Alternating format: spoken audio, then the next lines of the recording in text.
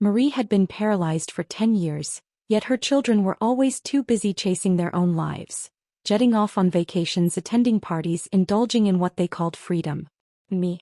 I stayed. I couldn't walk away. I was the one who sat by her side day and night, tending to her every need. In the end, she left all her real estate property to her biological children. All I got was the rundown old house on Main Street in Pine Creek. Marie's daughter Lauren never missed a chance to throw a sharp remark my way. To her, I was nothing more than a housekeeper, someone easily ignored, someone beneath acknowledgement. Respect was a currency she never bothered to spend on me. But once I started cleaning out that old house, I stumbled onto things I never expected. That morning, sunlight spilled through the window, casting a gentle glow on Marie's face. Her complexion looked a little brighter than usual. Still, even lifting her voice took everything she had. Barely above a whisper, she asked if I could make her a chicken pot pie. I wiped her face, massaged her limbs, all while she kept her eyes on me, like she had something more she wanted to say, something caught in the space between us. In the kitchen, I set to work, rolling dough, seasoning the filling, measuring out everything by feel. But when I glanced back, I noticed her eyes had drifted upward, locked on the ceiling, unmoving. Once the pie had cooled slightly, I cut it into small bites and fed her slowly, one forkful at a time. She chewed slowly, she always did, and it often took her a long while to finish a meal. But today was different. Her appetite surprised me. Usually she barely made it through a few bites, but today she finished the whole plate and even asked for some warm broth. She sipped it in small intervals, quiet but present. "You've got quite the appetite today," I said with a soft chuckle, half to her, half to myself. Somehow that moment gave me a strange sense of comfort. But at 1:52 in the morning, I woke up and noticed something off. Her hand was cold. Panicked, I leaned in to check her breathing, but there was nothing. Nothing but the echo of silence. I had no choice but to let go, my heart tearing open as I whispered through a tightening throat, "Marie? Mom." She was gone, just hours after finishing her favorite chicken pot pie. At 9 o'clock in the morning, Lauren stormed in. The moment she walked through the door, she snapped at me, "What did you do? What did you feed my mom?" For a second I nearly lost it. "You think I did something to her? After all these years, when have you ever truly cared about her? While you were off enjoying your life, I was the one by her side for 10 straight years. And now you show up just to accuse me." My voice was shaking with anger, rising sharper with every word. Lauren shot back coldly, "If you didn't have some ulterior motive, why would you stay all these years?" I stood still, staring at her in silence, my eyes locked on hers. Something in my gaze must have unsettled her because she quickly shut up. Her husband reached out and grabbed her arm, clearly trying to defuse the tension.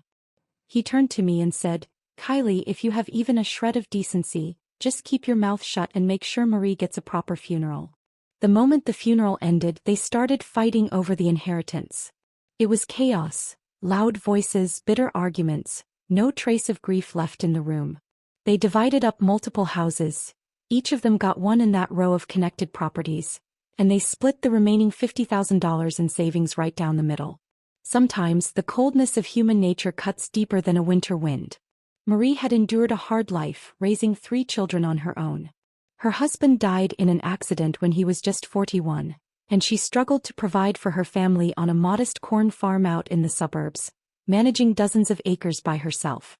10 years ago, a stroke left her paralyzed. By then, my husband Chad had already walked out on us and vanished without a trace. Back then, Lauren and her brother Brad were still underage. As Chad's wife, I didn't hesitate. I stepped in to care for his mother. I took on everything. And when they finally grew up and started their own lives, they just dumped all responsibility on me and never looked back. Of course I've had moments of resentment. She was their mother after all. How could they be so detached? Their indifference chilled me to the bone. I swore to myself I'd keep going if only to prove them wrong. But now, seeing them tear each other apart over money, not one of them offering me a single word of thanks after a decade of care, I felt like a complete joke.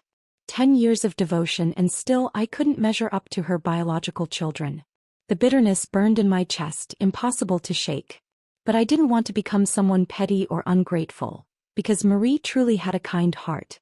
From the moment I married Chad, Marie treated me like her own daughter. Every time I came home, she'd already have dinner prepared, even the fruit washed and neatly arranged on the kitchen counter. She was calm, gentle, never impatient. Even when I lost my temper and snapped at her, she'd quietly set a full meal on the table, using tenderness and patience to soothe my worst moods. Her grace often surpassed that of my own mother. During the holidays, she'd slip a little cash into my hand saying, "Go buy yourself something nice." She never let me do any hard work. She'd always say, "I'll take care of it." She never pressured me about children either. She'd laugh and say, "Don't be silly. Raising kids isn't every woman's duty. You're still young, enjoy your life. Don't end up like me, giving everything and having nothing left." Back then I didn't think much of her words. But now I understand she just wanted me to live a little lighter. Kindness has its reward. As long as I can answer to my own conscience, nothing else really matters anymore. The next morning I sat up in bed just like I always did, only to realize after a moment's pause that the house no longer held Marie's breath. Before I could dwell on the silence, a knock came at the door. I barely had time to react when a familiar voice called out from outside. "Kylie, you should really think about selling the house Mom left you. I found a buyer. They're offering a generous price. They're planning to renovate the whole place. Come on, Kylie, this house is old and falling apart. It's not safe for you to stay here alone. Why not move out and take the money while you can?" It was Brad, Marie's youngest son, the one who rarely made his presence known. I didn't even bother turning to look at him. "I'm not selling," I said flatly. "Now please leave." "Kylie, I'm just trying to help. There's a solid offer on the table. Lauren already sold her place next door. She's smarter than you, clearly. She's already pocketed the money while you're still clinging to this old dump. Think it over. Deals like this don't come around often. You'll regret it if you miss out." He didn't even finish his speech before walking off, acting like the house was his to sell. A few days later the noise started. Heavy machinery roared next door as the house that went to Lauren was demolished. The street shook with the sounds of drills and bulldozers tearing down what was left of the old home. It was loud, jarring, and deeply ironic. If Marie could see this from wherever she was, how heartbroken she'd be. The houses she'd spent her life building for her children didn't even last a week after she was gone. The thought of sharing a wall with strangers made me consider leaving too. But before I did, I wanted to clean the place properly one last time. This was the house my husband grew up in. Even though he hadn't set foot here in years, I hoped that if he ever did come back, he'd still recognize this little corner of his past. I began putting everything back in its place, room by room. Then, carrying a bucket of water, I stepped out into the hallway. That's when I noticed muddy footprints on the freshly cleaned floor. I frowned. The old wooden floorboards had shifted slightly, worn thin with age. Kneeling down, I pried up one of the loose boards to check for damage and froze. Beneath the floor, tucked in the hollow space, was a stash of $100 bills. My hands trembled as I lowered the board back down, heart racing with disbelief. What was this? Where had the money come from? Did Marie leave it? How had she come by so much cash? And why hide it here? I locked the door behind me and returned to the spot. Carefully, I opened the compartment again and began collecting the bills, stacking them into a black trash bag. The money was perfectly bundled, layer after layer. It took me 2 full hours to count it all. $300,000. $300,000 in cash. As I reached to close the floorboards again, I noticed a yellow envelope at the bottom. Inside was a small, crumpled note, written in Marie's shaky handwriting. "Dear Kylie, this money is for you. Stop waiting for Chad, he's not worth it. Live your life, sweetheart. I've always thought of you, always wished the best for you." My hands trembled as I held the note. My throat tightened and I couldn't find a single word to say. It was in that moment, the moment I truly accepted that Marie was gone, that the string I'd kept taut inside me for 10 long years finally snapped. I broke down, sobbing uncontrollably, my cries echoing through the house like a storm breaking loose. Years of frustration, grief, and loneliness poured out of me all at once, leaving nothing behind but raw silence. I don't know how long I cried. Only when my body gave out did the tears finally stop. I washed my face, stared into the mirror at my swollen eyes, and my gaze drifted toward the black bag behind me. How had she saved so much? Her children had spent years treating her with cold indifference, never even guessing she'd quietly left something like this for me. Those houses they fought over. Out here they weren't worth more than $30,000 each. But she had left me 10 times that in cash. That was when it finally hit me. Marie had always seen me as the one person she could truly trust. And in that realization came a wave of shame. All those moments of bitterness I'd carried, how foolish they seemed now. I had never seen that much money in my life. The sheer weight of it overwhelmed me, grateful, nervous, stunned. But I pulled myself together. The first thing I needed to do was get it safely deposited into a bank account. I couldn't live with that kind of money sitting in a trash bag. Not when just looking at it sent my pulse into overdrive. That afternoon I made sure to leave the house during a quieter time of day. The street was unusually silent. Just to be safe, I divided the money into 2 portions, planning to deposit them into separate banks. The whole way there I couldn't shake the feeling that someone was watching me, like a pair of eyes lurking in the shadows. But every time I turned around, the street was empty, with only the rustling of fallen leaves carried by the wind. After I finished the deposits and stepped out of the bank, the sun was still spilling warmth across the sidewalk. The scent of food drifted over from the restaurant next door, rich and comforting. I glanced down at my watch. School would be letting out soon. And suddenly, a quiet warmth rose in my chest. After Chad and I got married, we had a son. Ever since he started school, it was my parents who helped with pick-up and drop-off, bringing him home to their place in the evenings. All these years, they'd quietly carried the weight of motherhood on my behalf. They're not young anymore, yet they've never once complained. They understood the burdens I was carrying and never asked for anything in return, just stood by me silently, steadily. Now that Marie was gone, I no longer had to run myself ragged between housework and caregiving. At last I could finally be a mother in the truest sense. I picked up my phone and dialed. "Mom, don't cook tonight. You and Dad pick up Ethan and meet me at Gloucester's restaurant. Dinner's on me." I could hear the shift in her voice right away, lighter, almost cheerful. When I saw them walk into the restaurant, I waved with a smile I hadn't worn in a long time. They smiled back and headed over, faces lit up with warmth. For a moment, it felt like stepping back in time years ago when the 3 of us would go out for meals like this, hearts full and days simpler. I steadied my expression, not wanting them to see what I was feeling inside.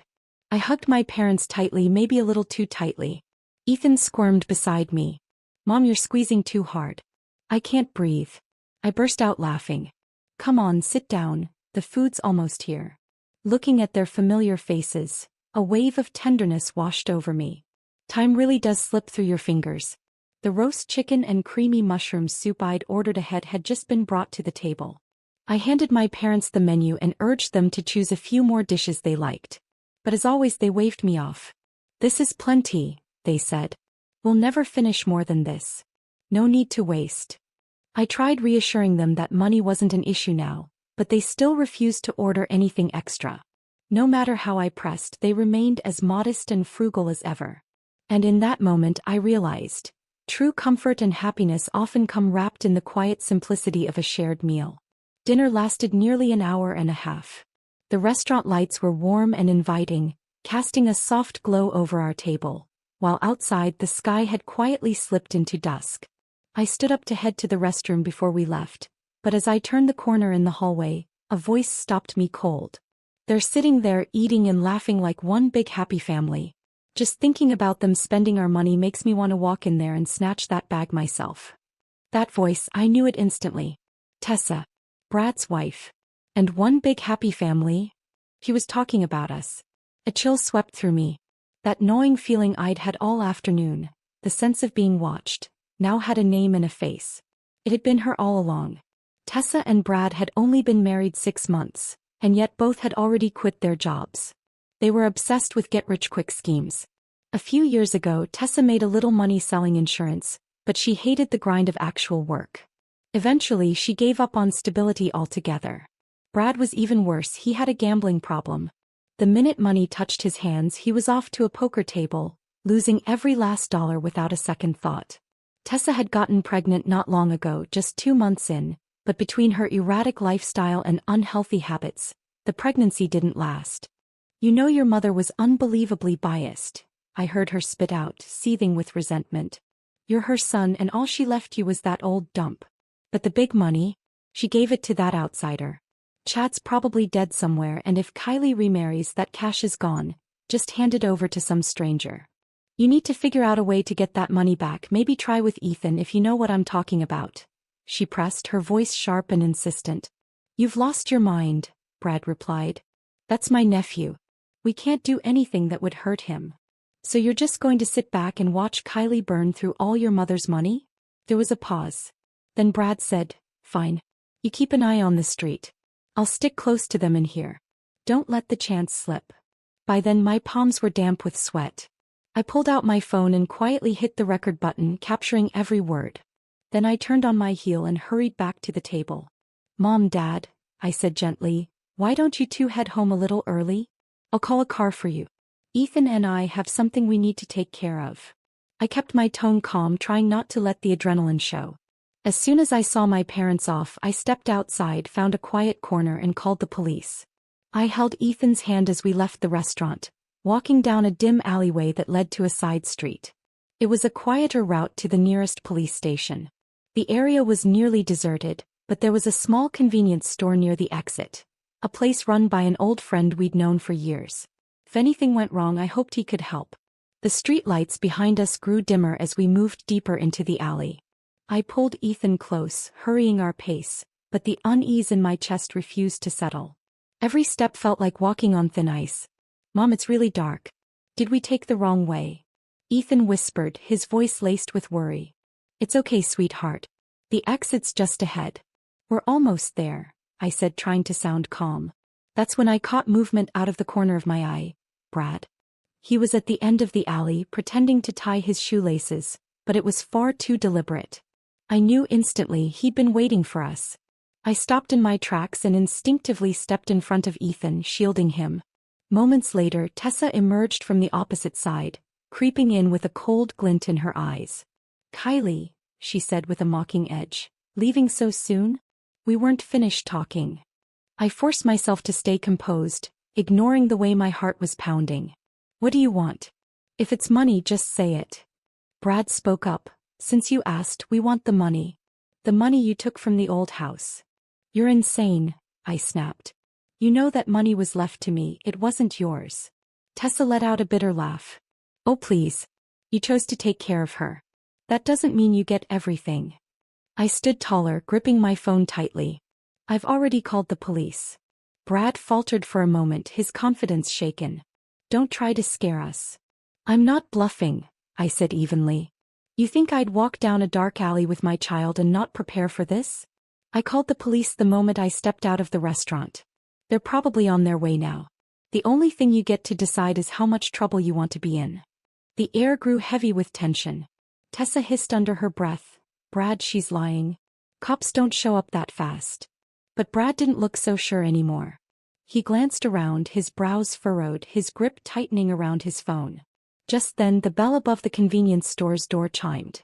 Someone had entered. James, the store owner, poked his head out from behind the counter, his eyes landing on us immediately.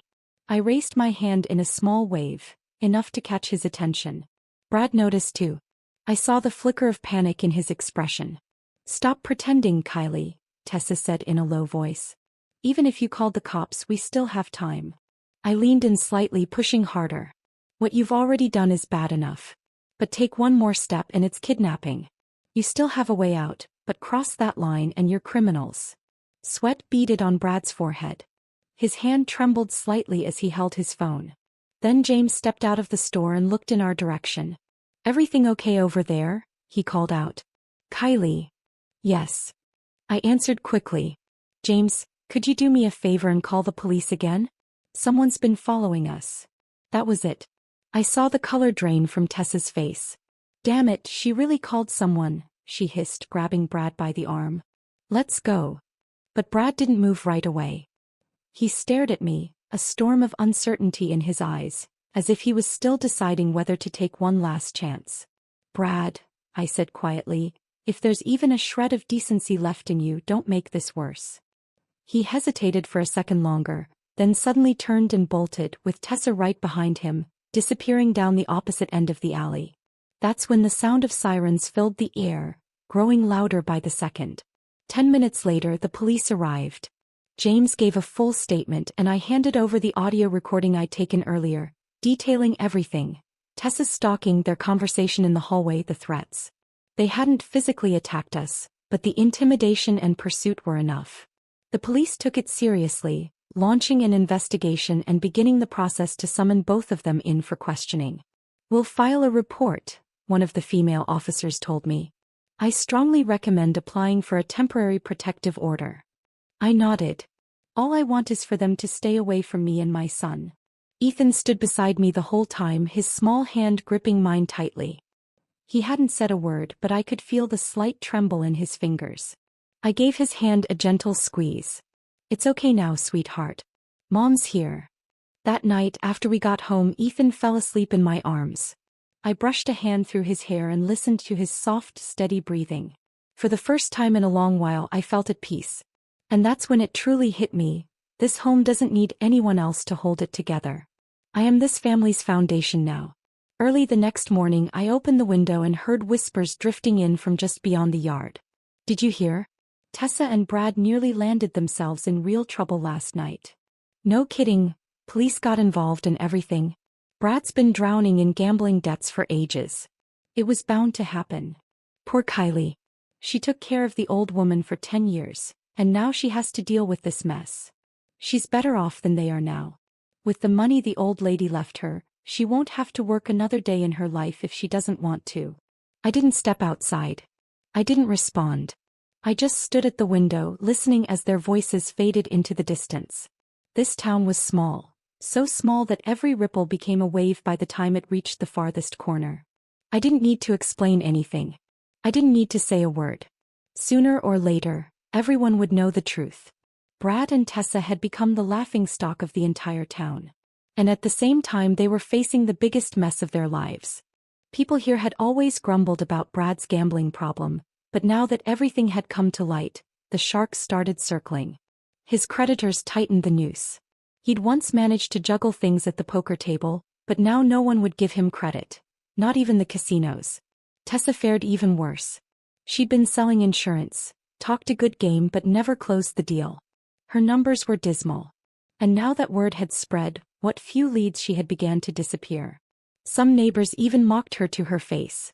"Selling insurance? With your reputation?" She snapped. Posted a teary, dramatic video online, sobbing about how poverty had left her no choice but to try and reclaim what was rightfully hers. A desperate plea for sympathy. But the comment section was ice cold. "Being broke doesn't give you the right to act like a thief. If you're poor, get a job, not someone else's money. It was your sister-in-law who cared for that woman for 10 years, not you. Where do you get the nerve?" Her account was soon reported and suspended by the platform for violating content policies. Lauren, meanwhile, had stayed quiet through most of the chaos. But once Brad and Tessa became the town's favorite scandal, she finally cracked and called me. Her voice carried its usual arrogance. "Kylie, what the hell did you tell everyone?" I raised an eyebrow. "I didn't tell anyone anything. People figure things out on their own." She scoffed. "Don't act so smug. You think you've won? You think you've really cut us off for good?" "Lauren," I said, my voice calm in a way it had never been before, "I stopped caring a long time ago. I've always known how you all saw me. I just used to hold on to a tiny bit of hope, thinking maybe we could still be a family somehow. But now I see it clearly. To you, I was just the unpaid help. You want to fight over houses? Go ahead. You want to scream, argue, burn bridges? Be my guest. But from now on, don't come looking for me." And with that, I ended the call.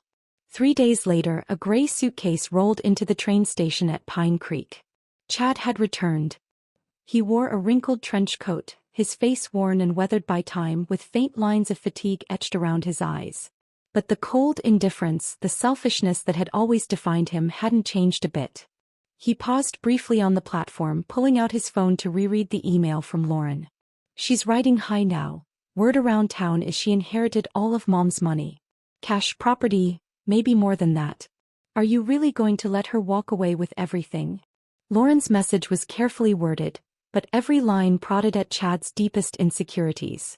At the end of the email was a photo: Kylie and Ethan, bathed in soft sunlight, a peaceful moment between mother and son. But Chad didn't see warmth or family. What he saw was something else entirely. She's doing too well. And that comfort, that ease, he didn't believe it should belong to her. His eyes narrowed, a glint of greed flashing beneath the surface. That evening Lauren met him at a local cafe in town. "So you really came back," she said, looking at him across the table. "I figured you'd never set foot in this place again." "I wasn't planning to," Chad replied, leaning back in his chair. "But your message made me rethink a few things." Lauren gave a short, dry laugh. "Rethink? Or did you just catch the scent of opportunity?" Chad didn't bother denying it. He'd never hidden his motives, especially when money was involved. "You're right," he said flatly. "I'm not letting her take everything. That was Mom's money. It belongs to this family." Lauren scoffed. "Spare me the noble speech. Where were you all these years? Kylie cared for your mother for a decade. And you vanished." "I had no obligation to stay," he said, his tone hardening. "I left because I knew this place had nothing to offer. Kylie chose to stay. That doesn't entitle her to take it all."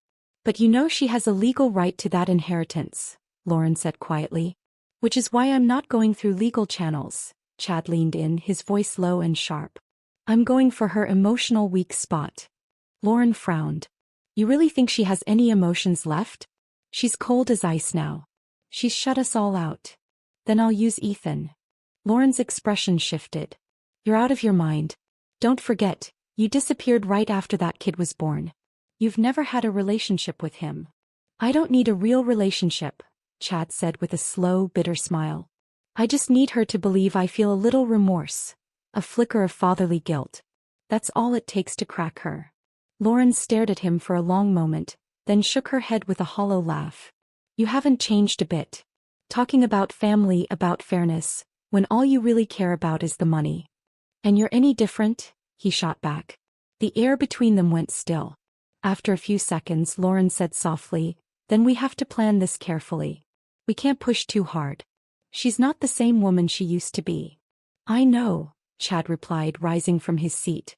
"That's why I need you to open the door first. You're still her family. You can get closer than I ever could." "When do you plan to show up?" "The sooner the better," he said with a cold smirk. "While she's still lost in her little dream of freedom, I want to give her a sharp dose of reality." That day I had just stepped out of the neighborhood grocery store, a bag of bread and milk swinging gently in my hand. The sun was bright and early spring flowers were blooming along both sides of the street. I turned the corner and froze in my tracks. There he was, wearing a gray trench coat, dragging an old suitcase behind him, a tired smile stretched across his face. For a moment I forgot how to breathe. It felt like the air had been knocked clean out of my lungs. I honestly thought I was hallucinating. The man who had walked out of our lives a decade ago without a word was suddenly standing right in front of me. And yet my first reaction wasn't anger or tears. It was a deep, cutting sense of unfamiliarity. He spoke first, his voice hoarse but unmistakably familiar.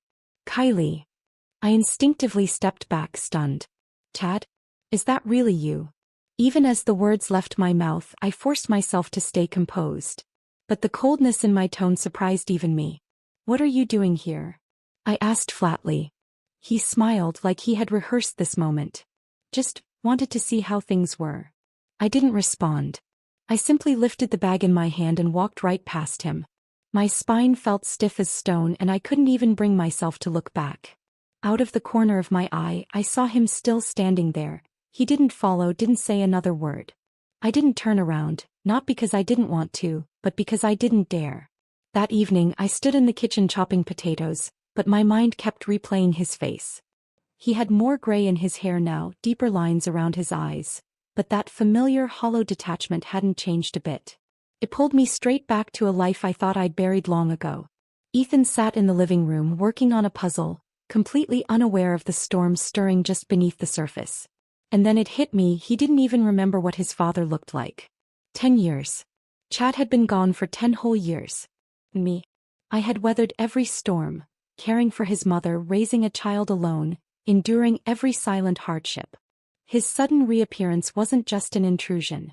It felt like a slow, precise kind of torment. 2 days later, Chad showed up at my door. I didn't let him inside. He stood on the porch with his hands tucked into his pockets, trying to look like some old friend seeking redemption. "Kylie, I'm not here to cause trouble," he said. "I just want to see Ethan. Maybe we could talk, sometime." I stared at him for a long moment before speaking. There's nothing left for us to talk about. I'm not here to take anything, he said quickly. These past years haven't been easy for me either. I want to take some responsibility. A bitter laugh escaped my lips. Now you remember you're a father? I know I messed up, he said softly. But I really want to make things right. I didn't budge.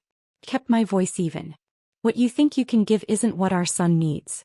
And whatever brought you back, I'll figure it out soon enough. Chad didn't return in the following days. But I knew he was still around town. I spotted him picking up groceries, sitting quietly in the town square, even loitering near the school route around the time Ethan was dismissed. Mom, Ethan said one afternoon after coming home, some man stopped me today and said he was my dad. The hanger I was holding slipped slightly in my hand and a sharp chill crawled up my spine. What did you say to him? I asked, steadying my voice. I said, I didn't remember him. He said I looked just like him. Ethan shrugged. But I don't think I do. And his smile was kind of weird. I knelt down beside him, gently taking his hand. Sweetheart, if you ever run into him again, it's okay to be polite. But you don't have to say much, all right? Ethan nodded, though I could see the questions already beginning to form in his eyes. That evening the phone rang. It was Lauren. So, you've seen Chad? Her tone was casual, like she was asking about a neighbor moving away. You knew he was coming back, didn't you? My voice instantly turned colder. He just wanted to see his child, she said after a pause. Then added, almost like an afterthought, he's not a bad person. Lauren, I said quietly, my voice dropping low, don't bother pretending. He disappeared for 10 years. Not a single letter, not a phone call. And now he just happens to show up? Do you really expect me to believe this is some kind of family reunion? Kylie, you can't be so black and white. He's still Ethan's father, isn't he? I didn't respond. But in my mind, a suspicion was starting to take shape, clearer and stronger by the second. Chad hadn't just come back on a whim. He'd vanished for an entire decade, as if he'd fallen off the face of the earth. And now, just after his mother passed and I inherited money? His sudden reappearance was no coincidence. If his real motive was the money, I needed to prepare myself before he made his next move. And more than ever, I was certain he didn't come back alone. He and Lauren were likely in this together, scheming from the start. Outside, the wind rattled the blinds. I took a deep breath. Chad was back. But this time I wouldn't be the naive woman who followed wherever others led. I was no longer the Kylie from 10 years ago. Lately, Lauren had been showing up in my life more and more. So often that it was becoming impossible to ignore. She didn't speak in that usual condescending tone anymore. She wasn't sharp-tongued or smug. Instead, she had suddenly become considerate. She brought me pastries, invited me out for tea, even offered to help sort through old belongings at the house. You've got your hands full raising Ethan and managing the move, she said with a gentle smile. I just thought I'd lend a hand. After all, we're family. But I knew better. That sudden warmth didn't feel like kindness. It felt like a strategy. Lauren was not the type to soften without reason. Every nice gesture, every casual offer of help, was a subtle probe, a needle testing the edges of my defenses. That afternoon we sat in the living room of the old house. She was dusting off a shelf when she casually asked, "So, what are you planning to do with this place? The market's pretty good right now. You could make a nice profit if you sold it." "Haven't decided yet," I replied, not even looking up. She tried again, her tone still light. "If you're really attached to it, you could always keep it for Ethan. I mean, it was his grandmother's house. Maybe someday when he's older he'll want to come back and visit." I didn't answer. I just offered a faint smile. Sensing I wasn't biting, she shifted gears. "By the way, Chad keeps telling me how much you've changed lately." I looked up. "Of course I've changed." Lauren chuckled softly. "He didn't mean it in a bad way, just that you've gotten so strong. You take everything on yourself. Maybe it wouldn't hurt to let someone else share the load now and then." She wasn't even trying to hide it anymore. The implication was crystal clear.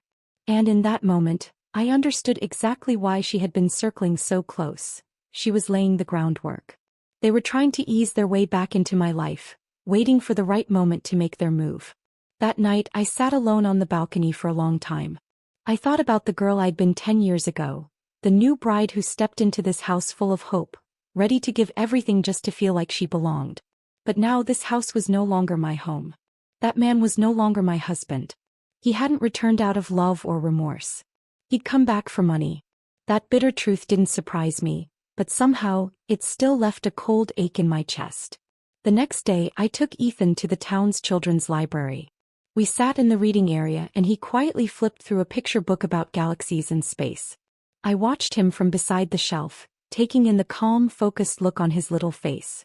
"Mom," he suddenly turned to me, "do you think that man really wants to spend time with me?" I paused, caught off guard.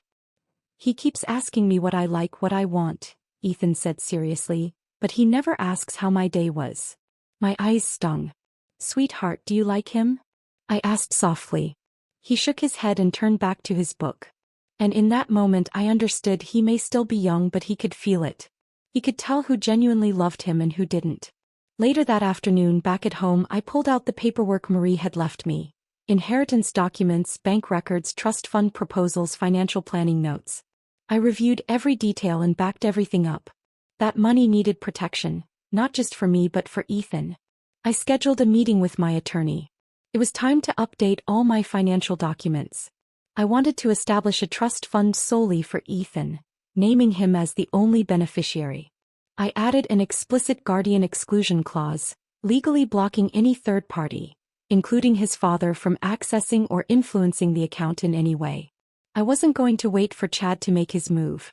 I'd already made mine. Until everything came to light, I had no intention of confronting them directly. I would keep living, keep smiling, even keep entertaining Lauren's kindness and Chad's remorse. What they didn't know was, I wasn't following their script anymore.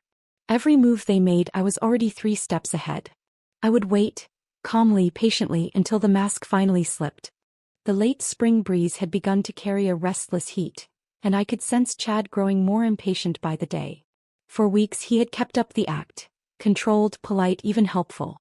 He'd show up along Ethan's route from school, bring me a cup of coffee now and then, play the role of the well-meaning ex at community events.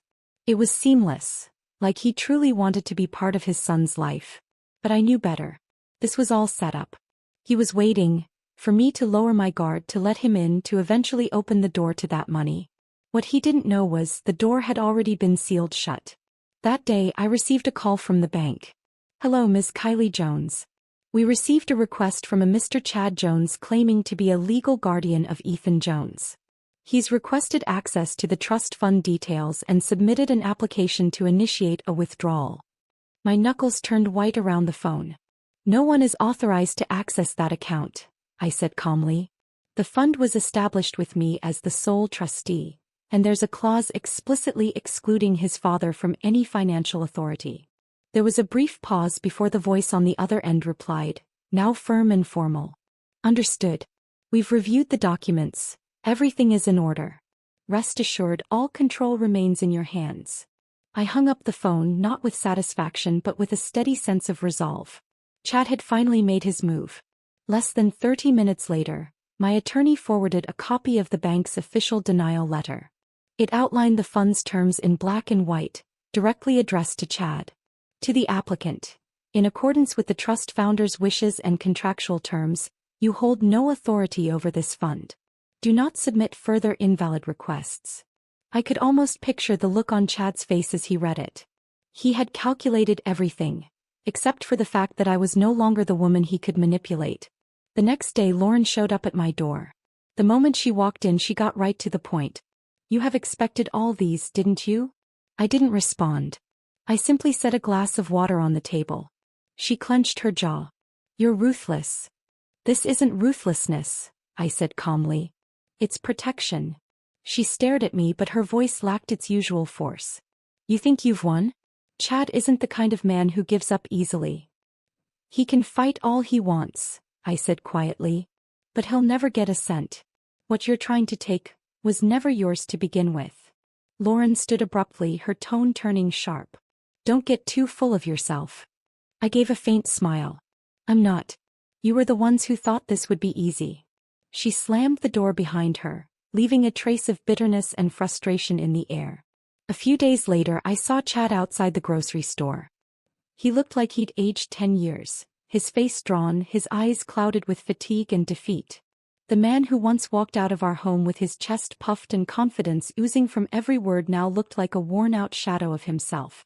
He spotted me and took a tentative step forward, then stopped, unsure. I stood still, watching him calmly. "You won, Kylie," he said quietly, his voice rough, his throat tightening around the words. "No," I replied evenly. "You were just too greedy. This was never a competition. You've simply never understood that some things can't be taken by force or manipulation." His gaze dropped to the ground. It took him a moment to speak again. I thought, maybe I could still hold on to something. "You once had a whole family," I said softly. "You were the one who walked away. If you have nothing now, it's because you chose that." Chad didn't argue. He didn't beg, didn't plead. The fight had drained out of him. He stayed in town a few more days, then quietly packed his things and left. No grand goodbye, no drama. Just disappeared the same way he did all those years ago. Lauren never showed up again. The two who had once tried so hard to unravel my life were finally gone. For good. A few days later, I started getting involved in community activities. For so many years, I had handled everything on my own. Quiet, invisible, keeping my head down.